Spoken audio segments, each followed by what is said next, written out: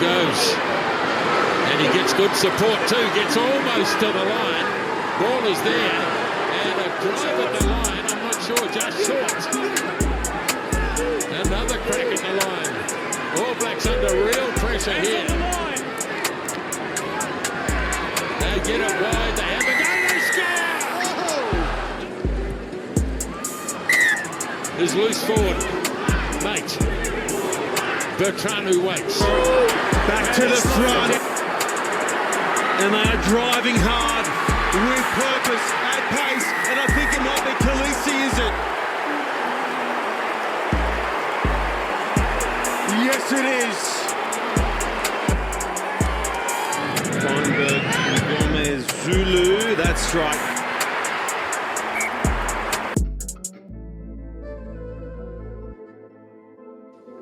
Welcome back.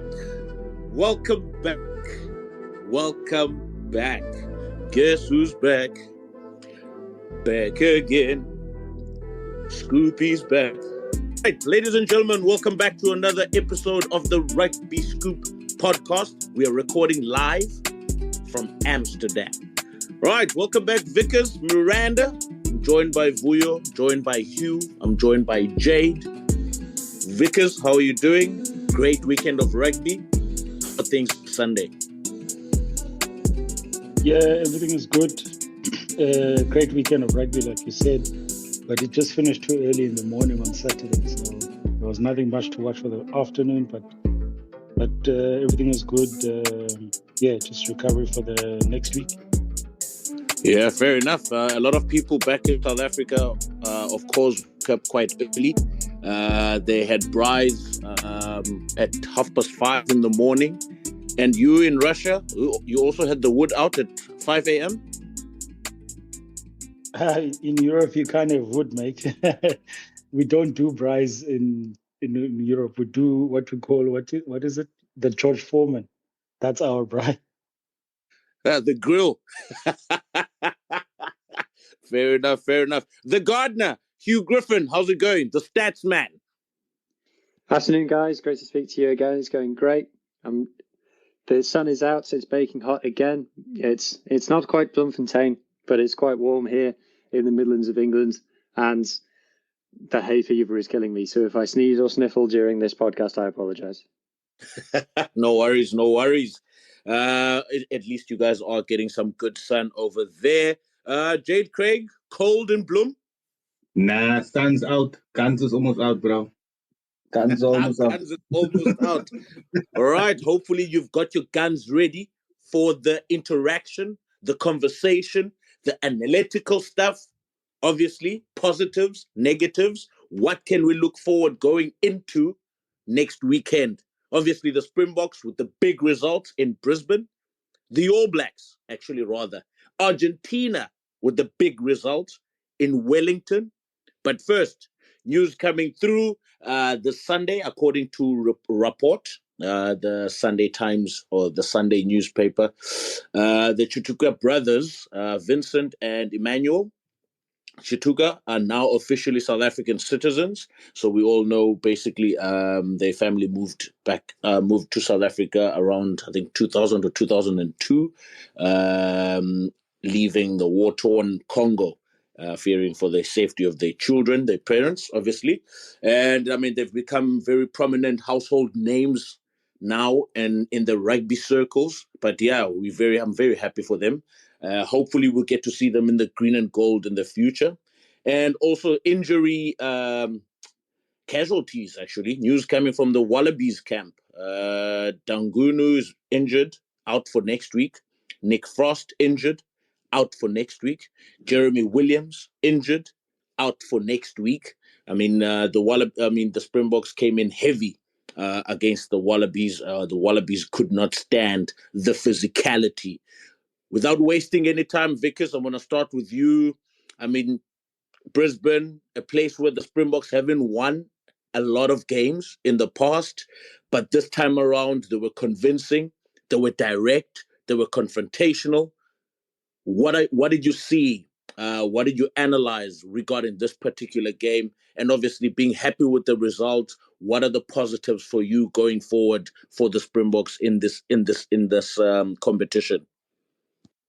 Yeah, so I think looking at the first thing, like you say, the South Africa knew they had to go there and dominate physically, and I think because of that, they knew that they needed to be dominant up front, to be physical, so that they can obviously break down the Wallabies, and which is what we saw.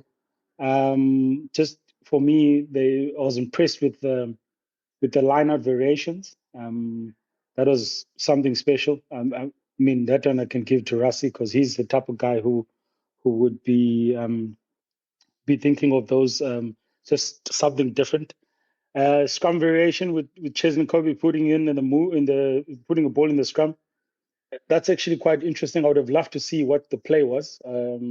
Unfortunately, we didn't get to see it, but for me, that's something that's new, and obviously that one will probably go down to Tony Brown, just his influence in the team. Attack-wise, I was impressed with the Springboks. They were literally throwing the ball out wide, and it was good to see their handling as well. How good their handling was from South African side. And then I also noticed in the lineouts, I don't know if you guys picked it up, when there was a kick. So when there was a lineout, they would go to the middle 13 channel and then kicking. Both teams actually did that variation. So maybe something to cancel out the blitz defense. And probably they picked up that both teams are not using the sweeper role as a 9. Yeah, other than that, the Wallabies were just poor discipline, man. They were just not up there. They were just penalty after penalty, and it just played into South Africa's hands. Yeah, other than that, with the Springboks, I think something to look forward to now is we can't wait to see what they bring next week, because what we've seen now this week was something which we're all satisfied with. And going forward, I think we're probably going to be more impressed with what Tony Brown is bringing in terms of attack. Fair enough. We're still going to break it down even further. Hugh Griffin, your views? Yeah, it was a very, very impressive performance from the Springboks. Basically, the first half, I don't remember Australia getting the ball much, certainly not in the Springboks 22, having an opportunity there. And it's very, I think, concerning for the rest of the world. Of the Springboks were able to have in certain positions the turnover that they are. You know, Elric Lowe, for example, we all know about him from the URC, but maybe people outside South Africa don't know about this guy. People might be thinking Vermeulen has gone, Jasper Wiese's banned, Kwagga's on the bench, and Roos is injured. So who on earth are they getting? That would be a crisis for most countries. But no, for South Africa, we've got this guy, Elric Lowe, who comes in and performs absolutely sensationally. Ben Jason Dixon, I've seen getting a lot of praise as well. And I hope we're going to talk about him in more depth later on. It's someone we've spoken about a lot. Is Sasha just his first start in the fly-half jersey, his first start wearing number 10 since I think he was a schoolboy, just making it look so easy. It's just kind of disgusting in certain ways. But I think seeing how the Springboks are able to still maintain their physical dominance, which I think they're always going to have, but then apply this game, and they've come on so quickly. Like Vuyo said, with the handling, some of the skills from someone like Ox, you know, putting the ball back to go out the back, or the offloads on the floor, Sia stepping in at scrum half and things. To see how quickly they've managed to adapt to this is really impressive. So I like Vuyo said, can't wait to see them play again next week. Yeah, fair enough. In Bloem, a lot of Braaiing, a lot of Castle Lager, or is it a lot of Black Label? Which one is it? Oh, Brandy and Coke. Brandy and Coke, definitely. Brandy and Coke, bro. Pranas. Nah, look, bro, let's try this. I mean, the Wallabies were blown apart in that first 20 to 30 minutes. I mean, they had no answer. I expected more from him. I expected him to give them a little bit of a run. I mean, we all know that they're all good at Scunthorpe. They're decent at Scunthorpe and got a good record there. So Actually, it's a little bit disappointed in the way the Wallabies, started the game. They made a lot of errors, like you said. The discipline was bad, missed tackles, individual errors, and then obviously the Boxers game was on. I mean, they could have scored 2 or 3 more tries in that first half if Vali had to pass and look up, and there was a few more opportunities for them to score. We always felt that the Wallabies was hanging on to not getting a 50 there at halftime, but so far so good. I mean, with this Rugby Championship for the Boks, it's interesting. Everybody's talking about how they added to their game and how they're improving. But one thing you've got to remember with the Springbok team is the core of all the teams in the Southern Hemisphere, maybe Argentina as well, but they still have their core players. I mean, they still have their tight five. They still have, majority 13 or 14 of those players that play in the World Cup final are playing for the Springboks. So they're lucky, they can add and adjust to their game with a new coaching staff coming in. It's not new players that, they're bringing in, not bringing 4 or 5 or 6 new players. It's 1 or 2 or 3, and they're adding new ideas into it, so they're actually lucky. And it's positive for them where they can improve their game and take to the next level with the same players that's been there and done it. So yeah, it's promising for the Boks at the moment. Fair enough. Now, Vickers, Jade talks about innovation, talks about game plan that they can tweak around the Springboks currently. As you've also mentioned, Cheslin Colby was throwing in at hooker. He was feeding in the scrums. He was first receiver. There was one throw where the Springboks or Malcolm Marx had to overthrow to throw over the 15-meter line. Understanding the pace and the quickness of Cheslin Colby, he would get to the line of touch quicker than his opposite 10, because the Wallabies were using the reserve winger who came in for Danguni to come and defend in that channel. So Colby could reach the ball quicker in that innovative play from the Springboks. But nonetheless, Rassie is adding all these other ingredients. I know everyone wants to say yes, Tony Brown is adding a bit of width and a bit of depth into our play. But Rassie's tactical tactical brilliance in this case for this particular game, it kind of took the Wallabies by surprise. They probably knew the physicality was going to come, but all these innovative plays and presenting different pictures at the breakdown, at set piece. I mean, what are your thoughts in terms of this and at line-out time as well? Obviously, the 2 line-out jumpers and the maul closer to the touchline and eventually scoring from that. I mean, as a coach, Vickers, how do you defend against these elements if the Springboks keep coming hard at you, and then obviously at every different facet of the game, they're presenting different pictures where you kind of have to think out the box, you kind of have to be alert, awareness, all these elements. Yeah, but talk to me.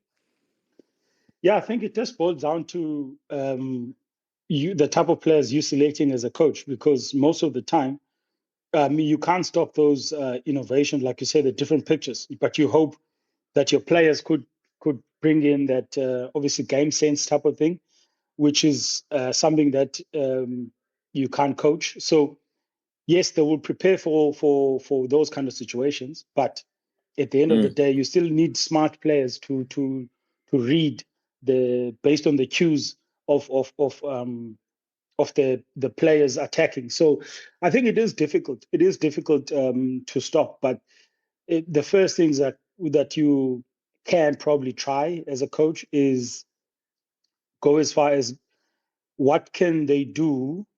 What can they do to stop them attacking is by having the ball a little bit more. So maybe trying to get control of the ball a little bit more so that it cancels out the attack phases from South Africa. Secondly, also, I think, look, we don't give enough credit to the defense coach at the moment, but one thing that I've noticed within the defense of the South African team is they're going a lot more aggressive on the tackle, stopping power. And even a guy like Cheslin is throwing himself in it. So they've probably been working quite a lot on that. And they probably are expecting to pick up a couple of yellow cards within that. But it's the awareness of trying to stop them from gaining any momentum. And that's one of the good things that happened, if you noticed, yesterday. And I would love to see the stats on the dominant tackles for South Africa, because I think it's probably one of the highest dominant tackles game that I've watched from South Africa. And yeah, I think, look, when it comes to innovation, you as a coach, if you are working against it, you need to try find a way for yourself to that it can work in your favor. So, like I said, like I mentioned, when you talk about keeping ball a little bit more, it cancels out the confidence that South Africa is bringing, and they're going to get frustrated because they don't have that ball. So that's one of the things that they can look at. But I was very disappointed with even when Australia had the ball, they seem to lose the shape on attack. And then also, I think Scoop, you posted a video of just the width on defense and how Australia didn't use the outside space. I've always believed in 15s. If you are coming off the touchline, you must always go to the 15 because it opens up two sides of attack, but then go open side and try get outside the rush defense to get to the opposite touchline. Because also that brings in the folding, because there's space on the blind side, teams tend to not overfold. So that gives you the opportunities of less numbers on the open side. So it's kind of things that Australia will need to look at. And I think they had an opportunity to do it, but it's that constant one pass crash ball, one pass crash ball. That is not gonna break down the Springbok defense. We all know that. So they will need to find a way and they can balance it out. 12 dominant hits for the Springboks in the game. That is a lot, 12. Jeez, that is quite a lot. Very, very much so. I mean, Hugh, obviously speaking of these tactical aspects, but focusing still on the Springboks, in terms of the Wallabies, Australia having ball in hand, but not knowing what to do with the amount of ball possession they had, obviously coming back from an onslaught in that first 30 to 35 minutes. And then the last 5 minutes, they kind of had a lot more ball, but they weren't as confident. I mean, how much of an impact does it do psychologically? By the time you have the ball after 35 minutes of defending, you really kind of lose focus. You really kind of lose your way in terms of adjusting, in terms of, I was listening to Richie Mwanga in one of the interviews. I think it popped up. One of the clips came up where he said he got hit hard by Etzebeth in the World Cup final, and it took him a significant amount of time for him to kind of recover, to kind of get his rugby brain sense back into play and focus and get himself into the game itself. So it took him a while because that hit happened around the first minute of the game. And then probably that for about 20 to 25 minutes, he wasn't really in the game because of that massive hit he got, right? So I'm looking at this Australian team after defending and getting smacked so many times. By the time you have the ball in the 35th minute or so, you don't really know what to do with that. You don't really know what to do with the rugby ball in terms of attack because their shape was quite narrow. They wanted to put a lot of emphasis on protecting the ball. So they committed too many players at the breakdown. So they had 4 or 5 players lying on the ground. And then that means what? People that are on their feet, you probably have about 11, and they all scattered close to the ruck itself. They didn't have a lot of shape in their attack. But I mean, from you, Hugh, looking at that and looking at Australia in the past 10 years, I mean, what can change going forward into next week? They need to have more of the ball early on. It's very difficult to read much into this Australian performance, I think, because they didn't have the ball, like you said, for the first half an hour or so, and they went 3 scores down. And in Test match rugby, if you go 3 scores down, particularly that early on, 9 times out of 10, even more, you've lost. That's the game finished. You're not going to come back. At club level, you see teams come back from 3 scores down. International level, tier 1 footy, no, it doesn't happen. So based on that, they kind of have to play with nothing to lose. They know the game's gone, and all they can do is, throw the ball around. The plan's gone out the window at that point, once you go that deficit down. So it's hard to say whether they were successful in what they were trying to do. It was the same for Wales when Wales went 3 scores down against the Wallabies earlier this year. People talk about that second test and what Wales managed to do. Well, the plan had gone out the window by then, and the players were just throwing it around. And that's kind of backed up by what Australia stats say, in that the Springboks, if you think about the amount of possession that the Springboks had, the Springboks passed the ball 173 times, which is a lot for the Boks. Australia passed the ball 170 times, so just 3 passes fewer than the Springboks, where you consider the difference in the amount of possession. So like in the first half, South Africa had 59% possession, and the Wallabies ended up with only 3 passes fewer. But then again, like you said, not knowing what to do with it, you would say that if you're passing that ball that much, surely that would mean that you're trying to play with width, trying to get it to the wings. But no, the 2 wingers for the Wallabies only carried the ball twice each, Kellaway and Daugunu. I don't remember Kellaway really doing anything in this game. So I think by the time they had that period, in the third quarter, which was mostly Wallabies, that was just, let's just play and see what happens, guys. And it was kind of making it up as they go along, which is what happens to teams when they go that far down. So for next week, they've got to control the beginning of the game more. They've got to keep the ball off South Africa for that first 20 minutes, control that first quarter. And then if they're within a score within that first quarter, go about their business from there. Because I don't think that we can draw much conclusion from a team that didn't touch the ball until 35 minutes and was 3 scores down within however many. I think it was finished, like you said, Scoop, in the first quarter. Yeah. Jade?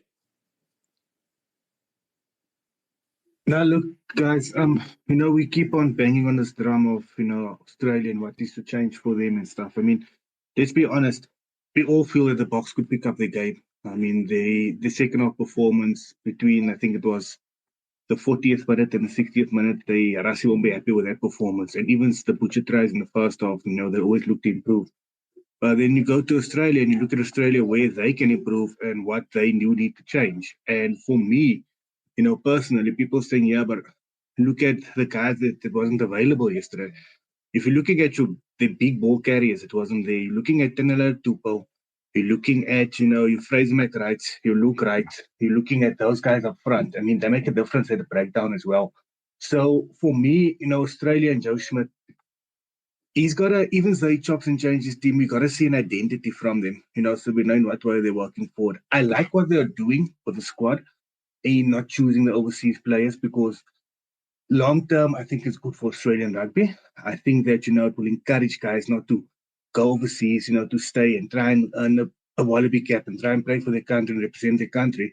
Instead of going early, once they're age 22, 23, going to France, going to Japan, and then still being eligible to play for the country. But then your Super Rugby teams are struggling, So they're caught at crossroads at the moment. But I do still believe that Schmidt, the plan that he does have, by just choosing local Australians, guys playing Super Rugby, I think he needs to stick to it.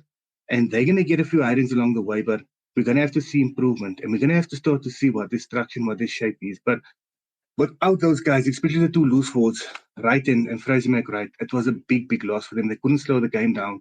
They couldn't get any turnovers, at ruck time. So I think that was a big loss. And also Tenela Tupou, a few of the big ball carriers. I mean, there's other lockers who didn't play. So they missed a few ball carriers as well. They struggled at lineouts. I mean, they had position in the boxes 22 or in the boxes 12. They couldn't win their lineout. So those are the things they need to iron out, before the Perth test. I do think they'll improve next week, but I don't think they'll be the Boks, because I think the Boks will also want to add on to their performance and improve in certain aspects. But in terms of Joe Schmidt, and in terms of what Australia Rugby is doing, I think he's on the right path in not selecting those overseas players so that he can get, better players back into Australian rugby and strengthen them overall, not just the national team. Vickers? Yeah, Jade talks about obviously trying to keep and not selecting the players overseas, and trying to keep selecting the players who are in the country. But the most difficult thing now that Australia is facing is it's that if you're not winning big games, then there's sort of not a pride in the jersey. And that's why I think most young players probably just decide to take the opportunity of leaving and earning more money somewhere else than staying and obviously earning a professional contract, but still with no future. So I think that's a bit of a trick one for Australia. I would say for a country like Australia, with we know already they're competing with massive sports. Selecting those overseas players should be an option because, especially because then they can obviously have the talent and also try to build some sort of pride back into the jersey. Because a lot of players, I think, that have left have sort of like fallen out of love with the jersey. And in terms of test match, no one wants to play a test match rugby against the big unions and get a hiding almost every weekend. So basically, then, Vickers, what you are saying is, I'm going to try and compare it to when Rassie took over Alistair Coetzee. Alistair Coetzee couldn't choose players from overseas. He could only use players from South Africa. Quite limited resources. South Africa was in the pits during that period. Sponsorship, didn't have the money to keep players back at home, so everyone moved overseas. So Rassie comes in. Obviously, he comes in with his plan, and obviously what he would like to see going forward if he takes that job. So, for example, I will be allowed to pick players from overseas, no matter which period of the year it is. Then I will take this job as a Springbok coach. So now, bringing pride back into this into this conversation, where Joe Schmidt probably needs those overseas players maybe for a season or two, create a bit of foundation, create a bit of structure around that, while still staying with the current crop, right? Because I mean, for example, if we look at yesterday, and Jade, you said this earlier as well, Springboks have kept the crop of their players since 2018. Pretty much, actually, these guys have been together since 2016, roughly. A number of them have been around since 2016. This is an 8-year period of the same group of players who also used to cop 50 points in Durban 2016, 50 points in Albany 2016, right? So now, after all that adversity under AC, we're seeing a proper team. Obviously, it comes with good coaching as well. Let's not take that away from a Rassie Erasmus, to be honest. He wins the first World Cup, but he was able to win away from home. Wellington, we know what the history is with the Allblacks, but he was able to win away from home in New Zealand. He was able to go back again to New Zealand and get a draw in the same place, in the same city, right? Now, Dave Rennie takes over the Australian team, right? And after, I think, Chaker, if I'm not mistaken, he comes in, sets a platform, sets a foundation. He also doesn't have a lot of overseas players at his disposal. But he plays against the Springboks. He beats them first time. He beats them the second time. 2 tests back to back. He comes up with a game plan that works against this particular Springbok team under Rassie Erasmus.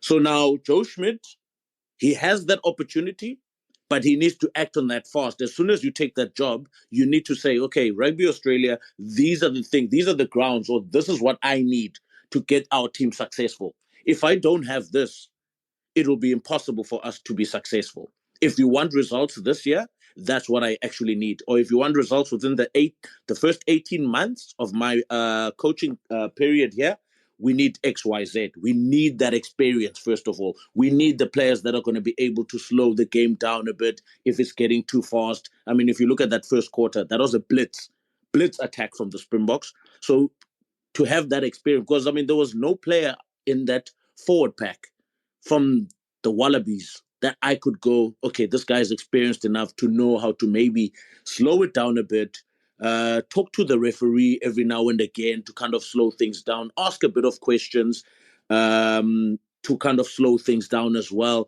But those guys, I mean, it's a bit between minute 40 and minute 50, he's bound to go down and tie his shoelaces or change boots if the game is getting too quick. And that was a time where Australia, I think, were attacking and had a lot of ball in hand. And now to get a breather, those tactical things, which some people call dark arts or whatever, but are very important at test match level. Jade. Yeah, no, Scoop, and I want to add on to it. I mean, Rio did mention that, there's experienced players, to bring them back into Australian rugby. But I mean, you mentioned there that David Rennie set the platform, and he was doing a good job. I mean, we all can honestly say that sacking Rennie was the incorrect decision. I mean, he lost by 1 point against Ireland away, he lost by 1 point against France away, and he had something like 29 players injured. So that was a squad he had to choose from.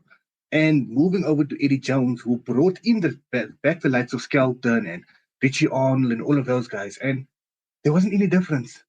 There wasn't any difference. They lost against Fiji. They lost against Wales at the World Cup. I mean, Quay Cooper mentioned it last week. He said that under Eddie Jones, they had no structure.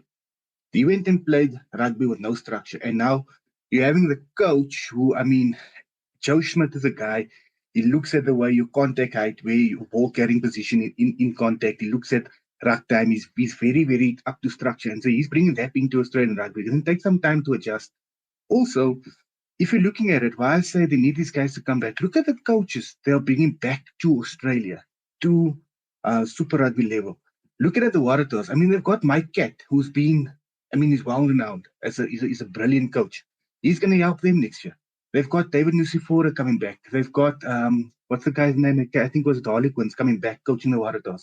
They've got Simon, director of rugby of the Fiji. He's the director of performance at the Waratahs. So they've got players and big name coaches coming back into Australia. For them now is to strengthen up the squads and they're getting those guys from overseas back into Australia so they can play Australian rugby again. And that's where they lost their identity. They tried to play other teams instead of playing like Australians, and what made them successful. Because remember, they played Australian rugby and they won 2 World Cups with it.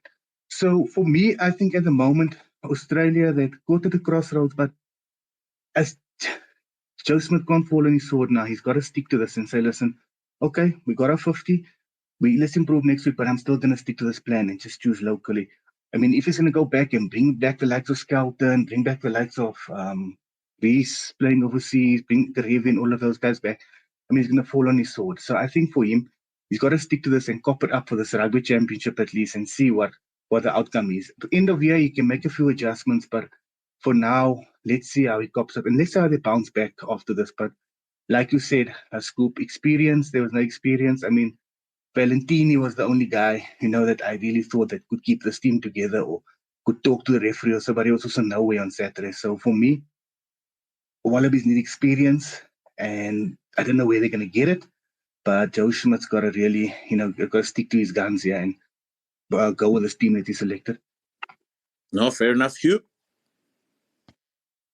Yeah, just going back to your comment about the experience and the likes of someone like Eben Etzebeth knowing how to manage a game, knowing the dark arts of how to win a game. You have to remember that in Super Rugby, unless you're playing for the Brumbies, the Australian players aren't winning. I think there was the crazy stat about Carter Gordon, who I know isn't around anymore. Last season, had won 10 professional games in his life and was leading Australia to the World Cup. And that kind of symptom is across the squad. Look, I'm coming at this as a Welsh fan's point of view, and we have exactly the same problem, if not worse. So I'm punching up here still. But if you look at someone like the Reds players, for example, 8 wins in Super Rugby this season. The majority of those wins are going to have come from against the Waratahs, the Force, Moana Pacifica, teams that, it wouldn't have been a contest against them. I'm looking at the Reds results now, and they beat the Waratahs, they beat the Force, they lost to the Drua. They beat the Crusaders. We know what the Crusaders issues they had this year. They beat the Highlanders, So it's not like they've got experience of winning tight games, high level contests. It's just not something that's in this squad. So experience is good. And like I said, I'm going through this exact same thing as a Wales fan at the moment. You're adding experience, but if that experience is just experience of losing, to me, that's not really doing much for anybody. No, fair enough. Without sticking with this particular topic for too long, sticking with you, Hugh, regarding Sasha on Saturday. We saw Andre Pollard coming in. I think it was for 3 minutes, if I'm not mistaken. Call me out if I got this wrong. I think it was 3 minutes. And then he missed a tackle on Ikitau. I think Ikitau enjoys playing against Andre Pollard. But nonetheless, he missed a tackle against Ikitau. And Australia went on to score their only score in the game. And I think Rassie had seen enough. He put Sasha back on. But then also there were a couple of injuries or there were a few yellow cards given. But looking at Sasha, first time playing away from home, foreign territory where Springboks don't have a good result. I mean, how comfortable did he look on that field? Ridiculously comfortable. This guy's got an arrogance about him, but the kind of arrogance that you want to be successful at elite sport. And look, me and Jade have spoken about Sasha plenty of times. He's been playing 12 for the Stormers, but you asked me who was playing 10 in those Stormers games. I couldn't tell you because Sasha was doing everything. He was playing 10 and 12 in those games. He made a couple of mistakes. He missed touch a couple of times. One of the moments of the game was right at the end where Luke Beer says, if you tap it and kick it out, it's the end of the game. And Sasha was like, nah, I'm going to kick it to touch and we'll go for the line out. His distribution, his passing, some of his passes were absolutely sensational. And obviously the line break, the one that Vili managed to mess up at the end, you go to jail for that. But the ability to get through the contact, knowing he was going to win that contact, just shows the physicality and the athleticism of him, but also his game management. He's got the kicking, he's got everything. And, you know, I tweeted about it after the Ireland game where he played at fullback. Why would you not start him? You know, people were surprised that he starts, but go, what is Sasha not got that Pollard has got? Experience. Well, he's not going to get experience by not playing. So for me, keep him in the starting team, keep playing him. If you think he's good enough, keep him in the team. And so far, he's showing that he's good enough. Yeah, definitely breakthrough player of the year for me, without any doubt. Because looking at that Springbok backline, do you think Sasha has managed it well so far, playing against the Wallabies? Yeah, 100%. I think if you look at Dialende, on his outside, and you got a guy like Kobus Reinach on his inside. That's quite a lot of experience as well. So I think with Sasha, like Hugh has said, he's so comfortable. It's almost like he feels like he's playing club rugby, and we always say about quality players and time on the ball. He's got enough time on the ball. No rush defense will ever make him panic, and I think that's a very good sign if you look at that. And I mean, for me, at the moment, if you look at the SA backs, you got the pairing, the center pairing that's got a most center pairing in South Africa. You've got the three outside backs who are actually two of them are World Cup winners and one World Cup winner, but we all know RNC is quality. So I think it's just a matter of finding that 9 that will get that backs going. And I think with Grant coming on in the second half, he showed a little bit of that what we need in terms of the quick ball, in terms of just a small decision making.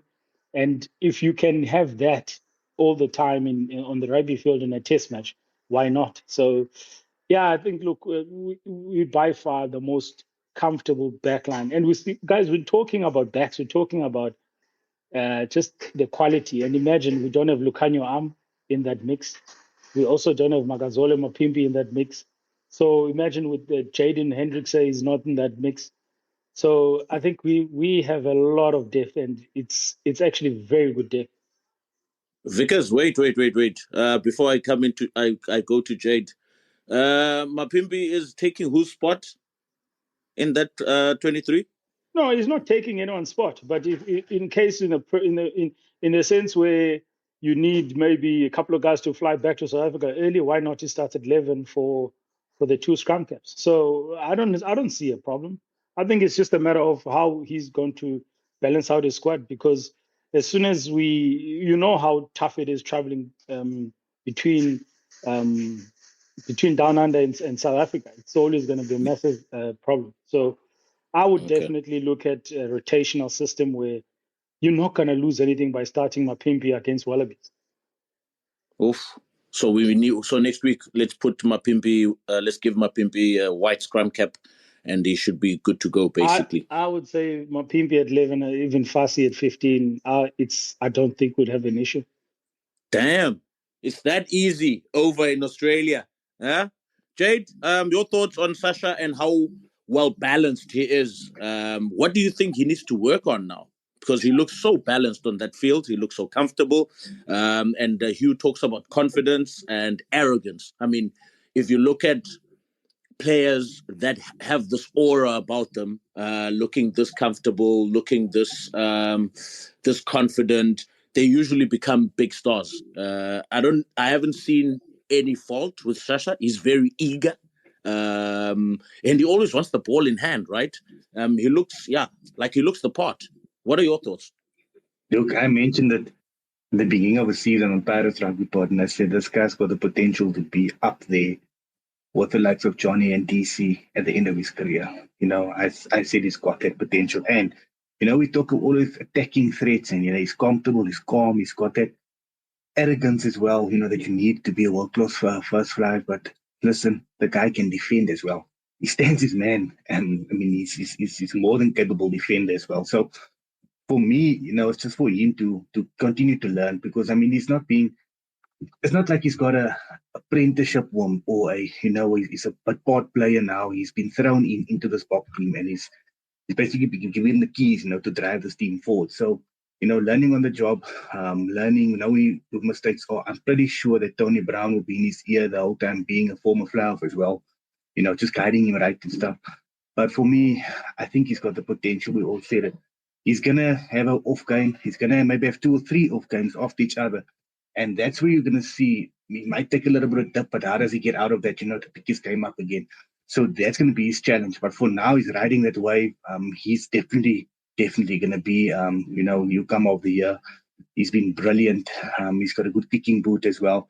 So let's see. There might be a game where the Boks play and they lose narrowly and he maybe kicked 4 out of 7, and that's when the blame might come to his kicking. And that's how you get out of that situation. That will be his challenge going forward. But for now, let him continue to ride this wave. Let him continue to play with confidence and the arrogance. He's the real deal. So, yeah, and it's important for this, guys. When he does have that bad game, let's not be like those guys that's been throwing memes at Manila Bopret left, right, and center. Let's not break this guy down. Continue to pick him up. Remember 2007? Everybody, we had the X out for Dan Carter's head, and look what happened after that. So he might have a similar situation, going forward. But for me now at the moment, he can really ride this wave. He's going to be a phenomenal player. Fair enough. Before we jump into the All Blacks Argentina game, what do you think the Springboks need to do next week? And what do you think the Wallabies need to do next week? Keep it very short and straightforward for me. Jake. Let me go first, yeah. No, Wallabies need to improve. They need to start focusing on, even so that post-contact meters, getting forward, playing with a little bit more intensity, securing the ball at ruck time. They need to sort their lineouts and their scrums out as well. I think they went better when Slipper came on. The Boks, they need to pick up from there, pick up the game more. There's a few more things they can do. I think they can. There's a few tries they butchered, so they can pick up the game as well. But in terms of the Wallabies, they need to, bring it intensity a little bit more, carry harder, try and speed up the game and play more tactical. The Boks, they know where they can pick up. There was a few tries they butchered. There was a period in the game where they were really flat. They needed to look at that and being, playing for 80 minutes instead of just, blitzing them and playing for 40 to 50 minutes. Fair enough. Hugh? Sorry, mate, what was the question again? Before we jump into the All Blacks Argentina game, what do you think the Springboks need to do next week? What do you think the Wallabies need to do next week? I kind of agree with Vickers. I think maybe try a couple of different guys. We know Villy, what he can bring. Maybe try Fassi, like you said, or someone else. I think you've got the luxury now. You can't get too complacent, and I think the Wallabies will be better next week. They'll know more of what to expect, but I think South Africa still have a lot up their sleeves still. So I would say maybe try a couple of other guys. Maybe give Grant Williams a start, something like that. From the Wallabies, get hold of the ball in the first minute and don't let go of it until the 20th minute. That's what they need to do. Fair enough. Vickers, your thoughts? Yeah, definitely don't get rid of that ball. Keep it as much as you can. I think it's just first thing I would do, like you said, is keep the ball as long as they can. And then another something to think of is not competing at breakdown, like giving the Springboks their ball. and getting out and fanning and trying to make double tackles. And also within that, only compete probably when backs are cleaning. That's what I would try and do, just to bring in some sort of try to get more numbers on your feet so that you can be able to make dominant tackles with the South African forwards. And then with the box, yeah, just nothing changes. I think just selection wise. All right, fair enough. That brings us to the end of this particular segment where we were dissecting, breaking down South Africa versus Australia down in Brisbane. Next week's game is in Perth, another South African colony down in Australia. So it should be another home game for the Springboks, seeing that we had Mama Joy in disguised and who is it? Who's that guy? Wait, now? calm down quickly. Mama Joy in Disguise is actually a listener of ours on. So Winton Baines, he's a good listener in the UK. He follows us as well. That's his aunt that's based in Australia. So that was the Mama Joy. Really? So everybody, yep. What are the chances? Anyway, welcome, pseudo Mama Joy. All right, moving on to the All Blacks against Argentina. Jade, as an All Black supporter amongst the panel, tough one to take. A lot happened in that game. From my perspective, just a quick summary. Looked good in some parts. Did well in terms of trying to score more points, which is good. But a problem I've realized or seen from the English tests up until yesterday, All Blacks will score points. 2 minutes later, the opposition or the opponents will score points, or they'll leak more points. So they can't keep pressure if they're always leaking points immediately after scoring points. So that's what happened yesterday. And you know, Argentina, as long as they keep getting sniffs, they will definitely stay in the game. They will definitely stay in the fight. And the more fight they stay into, the more they get into your head. I saw the one scrum they won. They started pushing the front rows, the All Black front rows, and screaming and shouting in their faces. And All Black players are usually very timid, shy-ish. They don't have that bravado like the old players or this new crop that is. But nonetheless, kickoffs, terrible. They haven't really fixed that particular element.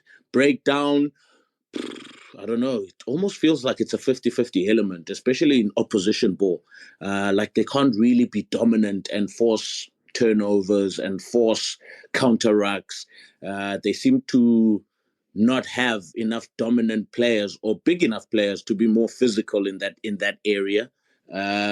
Kicking, it hasn't really come off. There hasn't been a good directive in terms of how to kick, where to kick. Usually, Damian McKenzie, he's supposed to kick into space, like the All Black game plan, basically, or DNA. Kick into space, the ball bouncing a few times, which gives their chase line more time to move up, and obviously the defenders or the fullback or the back three more time to position themselves after the first line of defense. But the kicking is not going into place. Perinara, box kicking, you can really see the difference that Aaron Smith did put into the All Black game plan. Because TJ Perinara tends to move away from the ruck, which means it gives the locks that are next to the breakdown more opportunity to charge down, or the flankers, more opportunity to charge down those box kicking. Because it takes at least 2 to 3 seconds to actually kick the ball, which is a very long time in that period or in that area of the game. So, there's a lot to work on. I was listening to the guys this morning in terms of the post-match briefing. Razor talked about owning it. We need to own it. Savir talked about, we need to look in the mirror. Guess what Jody Barrett and Bowden Barrett said in their post-match interview?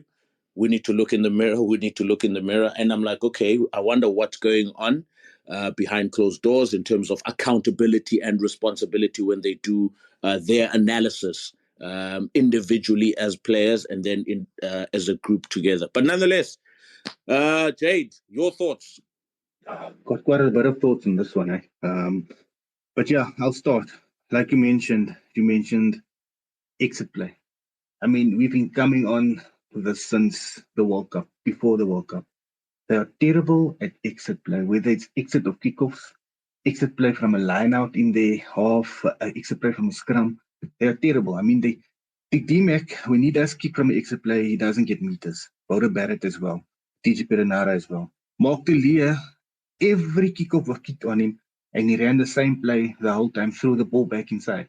Instead of, trying something different, trying to work inside, setting up 2 or 3 rucks, and then getting the exit out. They look rush at exit play every single time. And I mean, this has been coming on for a while for the All Blacks, and that's why they're targeting. Even when they did, and they kicked off, the All Blacks, they kicked off to the same side, to several reasons, and then later was Will Jordan's side, and there was no contestables. And I mean, if you do look at the way in Super Rugby, so there's a few guys in New Zealand that's very, very capable of taking the ball out of the air. Kick flat, or kick in the middle, kick down the other side, change up the game a little bit. Then errors.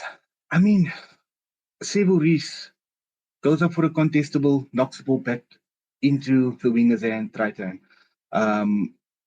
Taylor Lomax, we carry, the ball gets stripped from him. Stripped from a tight head prop. I know it's in international rugby. Turnover try. That's the first try. What's this guy's name? Damien McKenzie, and so far more. You're leading by 2 points in 67th minute.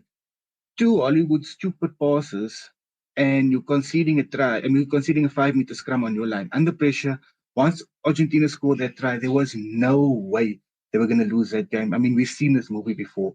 We know what happens with Argentina. Errors, individual errors leading up. Nobody being taken accountability on the field. It's easy to say, listen, off the field, we need to look in the mirror. But where are you? Who's stepping up on the field? Who's the guy saying, pass me the ball, give me the ball? I see Tupo Vai yesterday. Take a standoff. I mean, he's always the one playing a tip-off, but take a standoff, got a heavy tackle, and like he went down, he held his face like he prime Neymar at the World Cup. And this is an All Black lock. Unheard of. I mean, we came to the likes of Chris Jack Branthorpe and Brody Retallick, and this is the All Black tighted lock, holding his head, before he hit the ground. Positives from it. I mean, I think Sam Derry had a good game yesterday. I think, he's one for the future to keep an eye out on. But the captaincy. Scoop. Argentina go with so many penalties in the first half. You're leading by 7 points already. Why taking 3? Try a chance, you luck at the ball. There are no warning. It can be a yellow card. You can score from there. It's game down. You're leading by 17, 14 points with a man down. It's a completely different game. Where was Adi Savia yesterday? And you could see it that why he went for Scott Barrett as his captain. Where was he? He was never in Angus Gardner's ear. Well, Angus Gardner is one of the best referees in the world, but he was never in his ear. He was never challenging him. That's another infringement by Argentina. When are you going to give the yellow? Because that's what the likes of Sia Kulisi, Johnny Sexton, they do that. Dupont, they do that. Always in the referee's ear. And that captaincy was really, really bad from Adi Savia yesterday. I mean, game changes. They struggle with the rush defense. They struggle with line speed when they attack. They're always looking to tip on. They're still not playing enough over 9. If you look at the 2 successful teams in Super Rugby, you look at the Blues, look at the Hurricanes, look how much post-contact meters they make. But I mean, those guys are not scared to take the ball off 9 and carry. I mean, your Braden Ayosis, your Peter Luck guys, your Asafa Moas, your Xavier Numias, those are the guys that's not scared to carry. New Zealand Type 5 doesn't want to carry. The only guy that carried in that pack yesterday and carried successfully was Adi Savia. And most of the time he was double tackled, didn't make any meters. Tupo Vai, tip-ons, playing the ball good, putting Jody Barrett and Bowden Barrett under pressure with his tip-ons instead of carrying forward. Their props as well, not getting off the advantage line. It starts there. Get your basics right. Get over the advantage line. And from there you can play. And there is guys, playing NPC in New Zealand that's more than capable of doing that, even though they're on the back foot. They can do it. The kicking game, like you mentioned, terrible again yesterday from DMAC. I mean, you've got Damien McKenzie, you've got Bowden Barrett, and you've got Jody Barrett in your backline. And then you still see TG Perenara, kicking a box kick, getting 5 meters or 10-meter turnover. Or when he plays it back to Damien McKenzie, they get a 5-meter, advantage. Where's the kicking game? There's still no plan there. And they surely do have a kicking coach there as well in David Gill. So what are they doing? Then the other thing that I wanted to mention was their call. Now, for me, I spoke about the Boxers core and their core stayed together, and you could see it yesterday. I'm not making excuses for the All Blacks. I mean, they were average yesterday, and in the past, an average All Black team would scrape a victory against Argentina or any other team. But now, with this new current setup, this new current, the way international rugby is now, if you average against any top 8 team on the day, they can beat you. So you can't be average going into the game. So if you look at the core of this team compared to the Box, I mean, they lost Brody Retallick, Sam Whitelock, Aaron Smith, Richie Mwanga.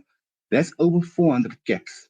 And I don't think they might replace those guys in this World Cup cycle. It might take them a while to replace those guys. Maybe 1 or 2 would come through. For me, you could see that experience yesterday. They didn't have that experience of the core they normally have, I mean, that 400 caps there.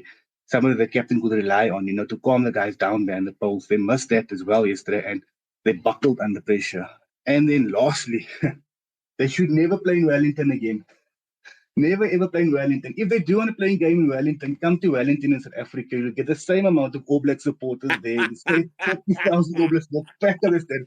But do not go to Cape Town again because that stadium is haunted. Wellington is on the. That is crazy talk. Anyway, Vickers, I mean, your thoughts, any analytical situations or maybe technical detail that you saw from the All Blacks and Argentina? I mean, let's not forget how well they played. I mean, that could actually help them going forward, or things they could change from their attack at this point. Yeah, I think, look, there's not much that I was impressed with. Just if you notice, Argentinian loose trio, they were fighting hard at breakdown. They were making every ball scrappy, not clean. I think that's what I always look at when a team loses. I always look at what did the opposition loose trio do, and I think that's where I feel Argentina won it, because their loose trio was much more dynamic against the All Blacks. They had more favors. They got more purchase on the breakdown. The exit of the kickoff was, like you say, Scoop. They score and then Argentina scores. That's all because that tactic of kicking deep right and forcing Perinara to basically run towards the touchline to kick and get those charge downs. That was a masterclass. Tactically, that was a masterclass. And I would think if New Zealand want to obviously start being dominant in the game next week for something to focus on, it's actually that exit kickoff. And then just a couple of things. I think with we know Argentina discipline was not it's never great, but New Zealand missed an opportunity yesterday because they did get a couple of penalties. And good thing that Jade mentioned the captaincy, because if you realize, Montero did go to Angus Gardner and said, that's 3 penalties. And Angus says, yes, I know, I'm watching them. But we never saw that from Adi. So, so that it's just a couple of things, man, just didn't go according to plan. I think maybe the guys did not respect Argentina, based on the fact that they had come off to losing to like a B team of France and coming into New Zealand. So maybe that could be part of the reason why they lost. They didn't pay much attention to them. And then look, Xavier Reese, we always say in sevens, you do not tap a ball with 2 hands, because if you can tap the ball with 2 hands, you can catch it with 2 hands. So for him to tap a ball back, that's just ridiculous. And also, if it is their game plan to tap the balls back, then who are they tapping it to? So who's the safety player? Who's the security player? Because we in sevens we talk about, for example, when we do kickoffs, we talk about who's going to be the safety guy, who's going to be the front on square player, who's going to be the security, because those roles, they need to be there so that if anything happens to the bounce of the ball, you at least have 3 players around the ball who can secure it, or if the player that's competing for the ball catches it clean, he has at least someone to run into in front of him. So there's a lot of things that just don't make sense, because like the way he tapped that ball, he tapped it to no one. And that shows that the guys don't really have that kind of situation where they're discussing the roles on what to do on those instances. And then just again another massive game for Montero, another massive game.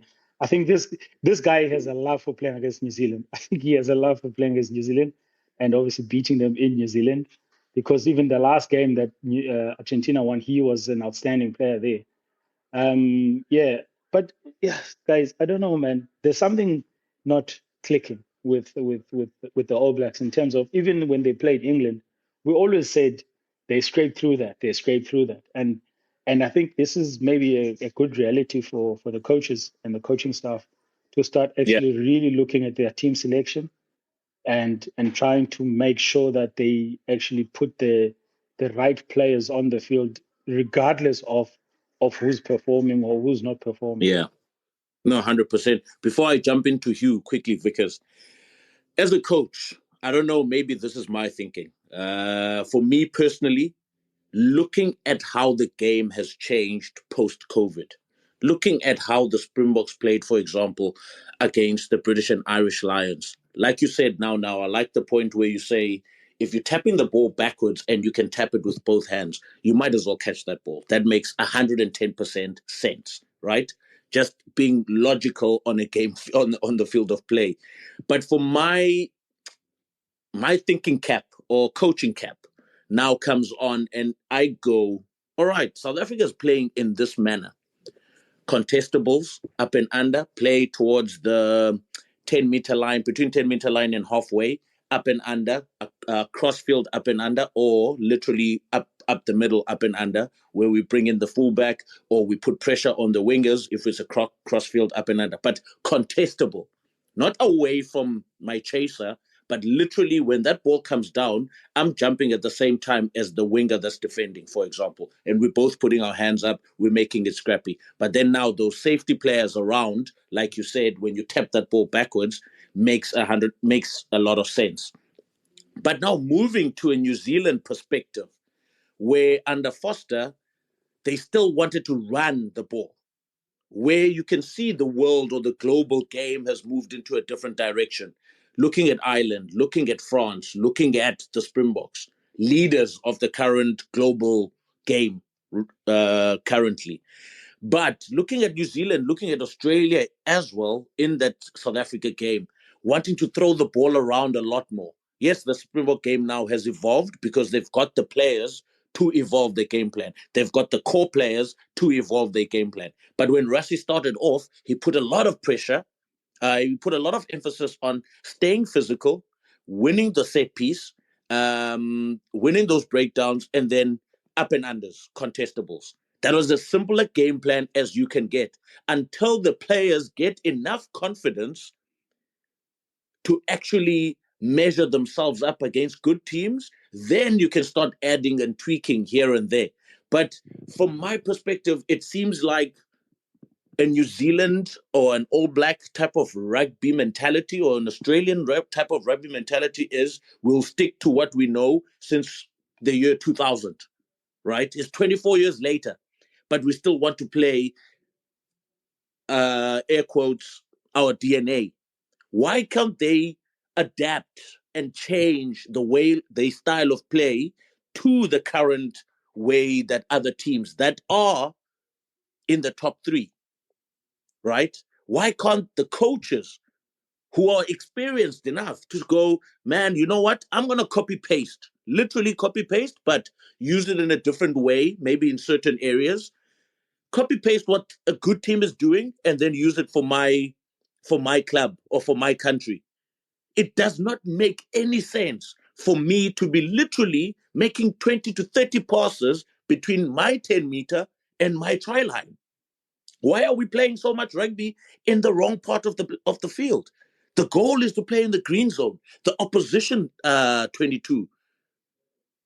Anyway, Jade. No, to add on to that, I mean, It's like this whole stigma in New Zealand when you're getting from the media. I mean, the elite media pundits. I mean, especially those that talk on a Sunday. You get it on a Monday morning on YouTube, the breakdown. That New Zealand needs to need to play the New Zealand way. We need to set, the mark. We need to elevate the game. We need to do this, and it's not the New Zealand way, etc., etc. But if you're looking at the guys that's been successful at Super Rugby this year, I mean, if you're looking at the way Craig Laidlaw coached the Hurricanes, if you look at what Van Cotter did at the Blues, that's not New Zealand, 100% New Zealand style, razzle-dazzle rugby. He's brought a European aspect as well into the game. Both of them did it in terms of their post-contact meters, in terms of securing the physicality.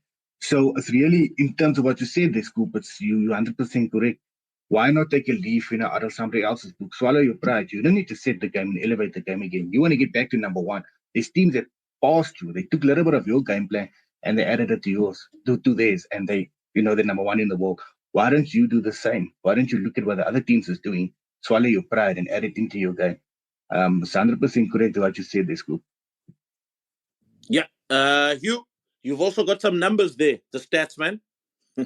Your thoughts? Yeah, plenty of numbers. So going to what Jade was just saying, this point I was going to make is, we talk about the physicality. If we're saying that the All Blacks lost that physical battle, who was the most physical team in Super Rugby? It was the Blues. And we came on this very podcast and we were saying that sometimes the Blues not great to watch. Maybe their attack isn't the razzle-dazzle that we come to expect. But by God, they walked Super Rugby at times. I know they didn't finish top of the log, but come to the knockouts, they were head and shoulders the best team. And they won that through that, like as Jay just said, that Northern Hemisphere type of game plan that completely pack dominated. So where are all those players? Where are all those players? The only two members of the pack, as far as I can tell, correct me if I'm wrong, in that starting pack for New Zealand yesterday, who played for the Blues, was Papa Lili and it's either De Groot or Lomax, one of the props, I think. So with that success, that known game plan that works isn't going up there. So Razor's saying, no, I'm not interested in playing that game plan. Okay, well, your game plan better work then. And so far, we're seeing that at test level, it's not. And I've seen, like, someone tweeted the other day, welcome to test level, Razor. And we see this with players all the time. You'll see it with wingers especially, trying to get away with things that they do at club level that you can't do at test level. It just doesn't work. You don't have the time, you don't have the space. The overplaying, the point that you made there, Scoop, absolutely correct. 194 passes for the All Blacks, 194, nearly 200 passes, second most carries of the weekend behind the Springboks, the second fewest meters made from those. They're just messing around with it. They just get on with it. It's run forwards with the ball. They didn't want to do it. They played. For a New Zealand team, the playing in the wrong areas was unbelievable. I think I'm just going to check their 22 entries, because their 22 conversion was actually pretty good. I think they had something like nearly 5 points per 22 entry, but the total 22 entries, 6. All Blacks, 6 22 entries in 80 minutes, playing completely in the wrong areas. I don't want to blame DMAC. I know we're all fans of DMAC here and things, but it's just not clicking. Having him in that 10 jersey, he's been there for 4 games in a row now. He's not new. He's not a kid that's come onto the scene from nowhere. He's been in and around the All Black environment for a while. I'm sorry, I take no pleasure in saying it. It's just not working. And like exactly as you said, Scoop, just not knowing what the structure. You compare it to Argentina, and I'll come on to Argentina in a second. Just not really being on the same wavelength as each other. It's just didn't click. It's not flowing. That cohesion isn't there. Coming on to Argentina, though, that cohesion is there. If you look at the spine of that team, it's still the Jaguares team from 2019. I think there's 12 players out of the starting 15 played for either Jaguares or the Jaguares 15 in Super Rugby Americas. So despite having their players from all over the place, they actually do have that level of cohesion, that familiarity. They've all come through the same finishing school, if you like. And we talk about the IP, this obsession that New Zealand have of keeping everything within New Zealand and only promoting from within, only picking from the franchises, but always being New Zealand first and not looking elsewhere. Like the other guy said, swallowing their pride. Argentina is the team of all the tier 1 nations, which has the most IP, maybe second to the Springboks, from other areas. You've got players in there, multiple forwards playing in the top 14, for my money, the most physical league. Players playing in the URC, players playing in the Premiership, but they seem to do well despite playing in the Premiership. Chocobares has come from Toulouse. They are 2 players from Toulouse, the best club team in the world.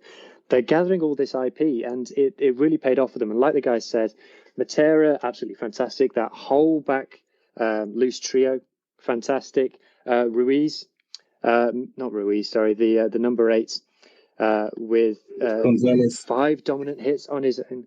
Gonzalez, sorry, yeah, not Ruiz. Gonzalez, thanks, Jake.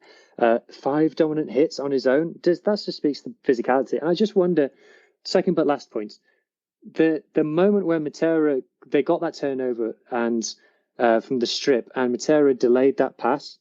I just wonder if Matera obviously played for Razor at the Crusaders. Did he know that, there's a turnover, I know what a Razor defense does in this situation, what player is going to shoot up, so I'm going to wait for that player to shoot, and then I'm going to give it to Chocobares. Chocobares has played in this unbelievable improvised attacking environment that is Toulouse. And then he knew what to do to finish it off. Lovely bit of play. And then finally, what Jade said, All Blacks, playing average, you're not going to beat a top 8 side in the world. Guess who's number 8 in the world?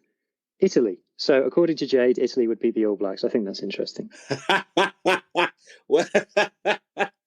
well. Interesting. Thanks. You, Vickers, you wanted to jump in there?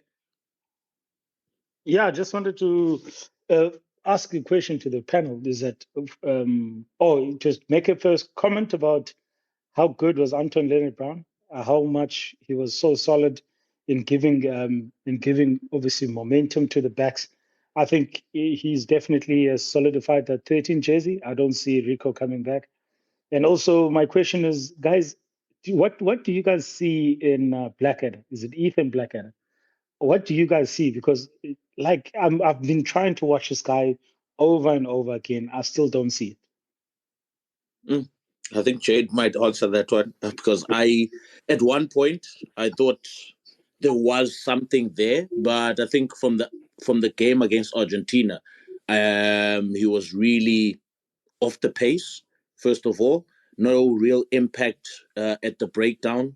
He's usually a disruptive player with a lot of presence, but that was lacking against Argentina. It shows how far off he is at this level.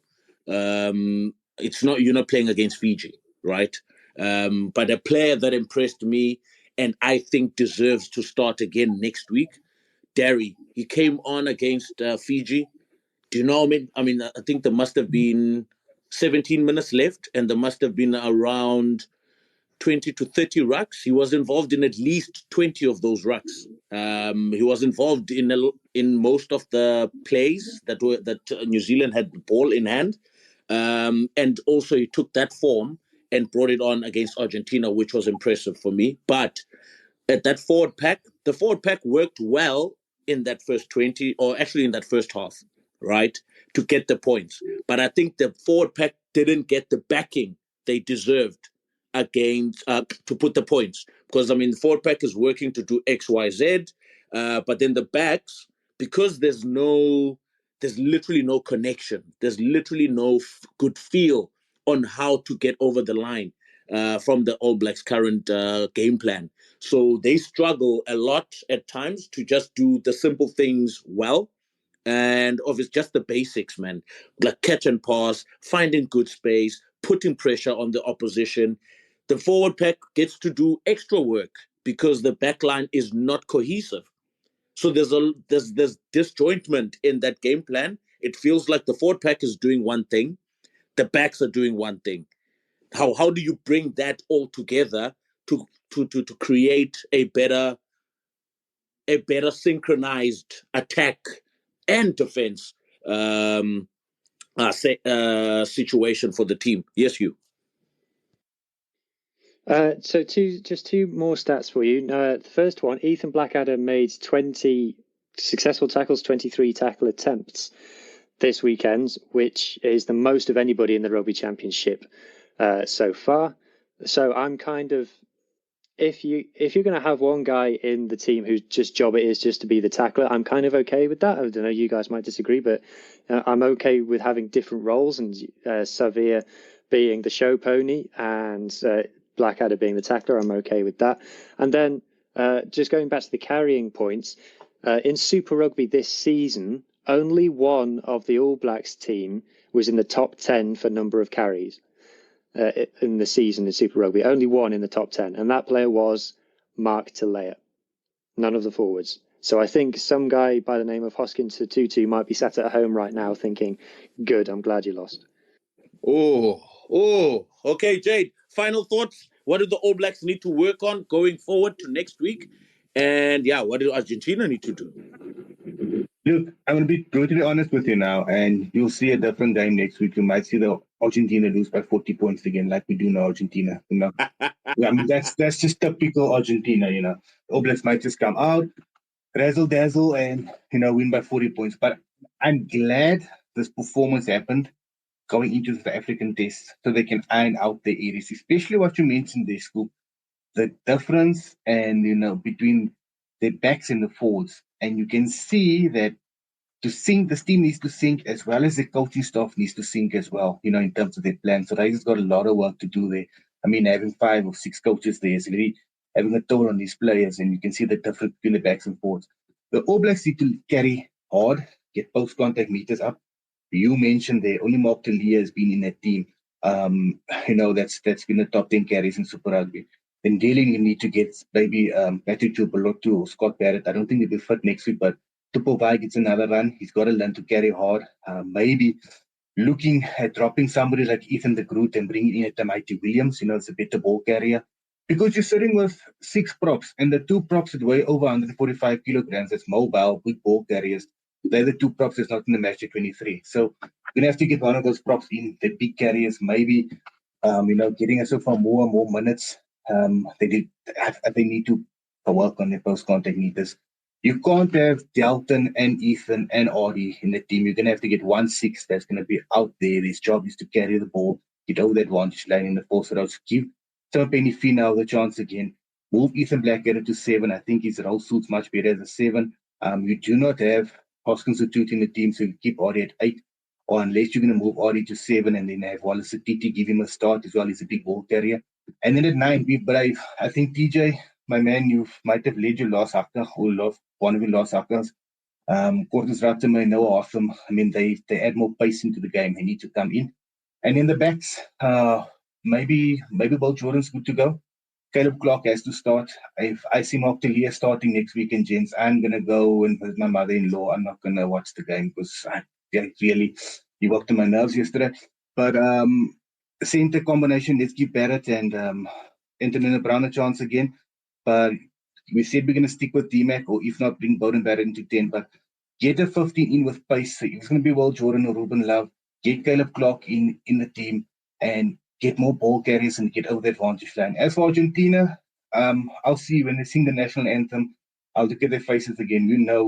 Argentina is going to give you a hiding, or they're going to beat you, or they're going to get a hiding. So don't be surprised if Argentina lose by 40 next week and still go back to Argentina with a smile on the face. Hectic. Yeah, Hugh, final thoughts?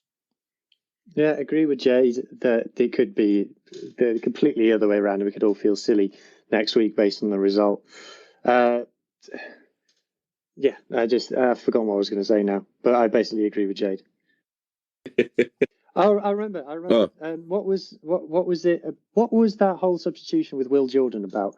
Bringing him onto the wing. I don't, unless maybe Vuyo can tell me. I don't understand substituting a winger, especially when you're losing. Like, what the heck is the winger supposed to do about it? If it was about taking DMAC off, moving Bowden to 10 and bringing Jordan on at 15, then I get that. Okay, cool. Let's go with that. But keeping it as it was and just bringing Will Jordan onto the wing, I don't understand that. So maybe Razor needs to rethink his bench and his substitutions for next week. Stat padding, because he played last week for what is this team? Tasman. And now he's coming back into international rugby. I mean, I doubt he even caught the ball. I think he was just making tackles as soon as he came on. But nonetheless, that doesn't make sense. You're right. You are actually 100% correct there. It was Because into the game scoop. It was to ease him back into the environment. So they were always going to bring him back on and to win, and then later moving to 15. Because he hasn't played rugby the whole year. He's only had 40 minutes, a 50-minute hit out for Tasman last week. So it was just to ease him back into the game, where I felt that they could have went the other way, let him play for Tasman the full game the weekend and then start him next weekend, at 15. But yeah. Vickers, final thoughts? Yeah, they're also probably targeting at obviously him being on the field when they're in South Africa. So maybe that's why they're trying to get him back into that game time mode, into that test level. But anyway, we will never know because obviously coaches do think differently. My final thought is Argentina to bring the same aggression at breakdown, bring the same passion, obviously. But like guys have said, we know Argentina is one of those teams where it could be a horror next week, but we'll see. For New Zealand, I think in terms of starting lineup, definitely needs to change. I would probably move Bowden back to 10 and move and find a fullback play. Either you start with Jordan at fullback, throw him out there, and see if he survives, or move Dimac to fullback. But I would definitely make a change at 10. Caleb Clark would be definitely a good start. I would move Talia to 14 and put Caleb at 11, because I just feel Xavier Reese is still way off the pace. And also a tactical thing that I would do if I was a New Zealand coach is I would stop kicking contestables, short contestables for us to contest. I would kick contestables where we can make a tackle, a dominant tackle on the catch, and then just load that breakdown. Make sure that ball is either going to be very slow or we're going to make the counter-attack and win it. Because I think we've seen it with South Africa. They did it, especially in the early 2018, 2019. That's what they were doing. They were not contesting for the balls. They were just kicking them up and just putting a lot of numbers at that breakdown. And they got purchase on it. And I think with New Zealand having had considered that try off that contestable, I would definitely change it. And I guess at this point, Etzebeth is probably smiling that if TJ starts in Joburg and Cape Town, he'll definitely get a couple of what do you call it? Those charge downs. Fair enough. Ladies and gentlemen, we've come to the end of this particular segment and this particular show. Thank you very much to all our listeners that I can see now online.